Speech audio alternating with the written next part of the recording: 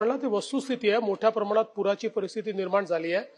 तथापि ज्या ठिकाणी एसटीच्या बसेस अडकलेल्या होत्या तिथल्या पॅसेंजर्सला काढून तिथल्या नजीकच्या शाळेमध्ये त्यांना रात्री ठेवलं, त्यांची सगळी व्यवस्था केली. आता त्यांना पाठवण्याची व्यवस्था केलेली आहे. गडचिरोलीपासून नागपूरकडे वाया आरमोरी जो रस्ता आहे तो रस्ता बंद आहे. जो रेग्युलर रस्ता आहे तो अजून सुरू आहे. त्यामुळे आता त्या रेग्युलर रस्त्याचाच वापर चाललेला आहे.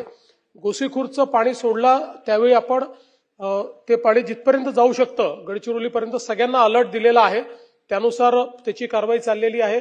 नागपूर शहरातही सखल भागामध्ये खूप मोठ्या प्रमाणात पाणी गेलेलं आहे. त्याच्यामुळे तिथेही काही रेस्क्यू ऑपरेशन आपल्याला करावं लागलेलं आहे. एक माणूस आतापर्यंत वाहून गेल्याची पूर्ण या सगळ्याच्यात आपल्याला इन्फॉर्मेशन मिळाली आहे.